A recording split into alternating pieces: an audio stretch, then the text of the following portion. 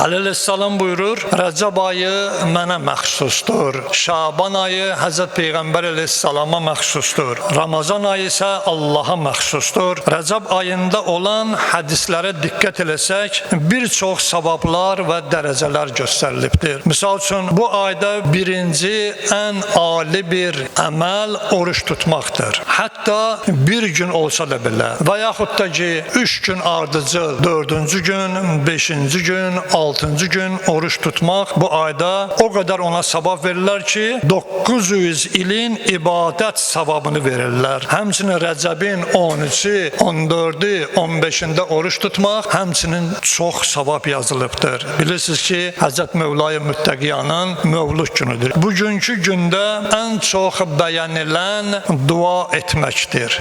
Həzrət Peyğəmbər Aleyhisselam bilirsiniz ki, bir gün məscidə daxil olur, baxır bir dəstə ibadət edir və bir dəstə bir-biri ilə elmi bəhs edirlər. Həzrət buyurur ki, bunlar ikisi də gözəl bir iş görürlər, amma elm daha üstündür deyib Həzrət elmlə danışan dəstəyə tərəf gedir. Və imamdan da hədis var. Buyurur ki, Yəbnə Rasulillah, ibadət etmək, yəni müstəhəb ibadətdən namazdan gedir. Həzrətdən sual edirlər ki, müstəhəbbi namaz qılmaq daha yaxşıdır, yoxsa dua etmək? Həzrət buyurur ki, dua etmək namaz qılmaqdan və digər əməllərdən daha fəzilətlidir. Odur ki, bu ayda çalışıb dualarımızı artıraq.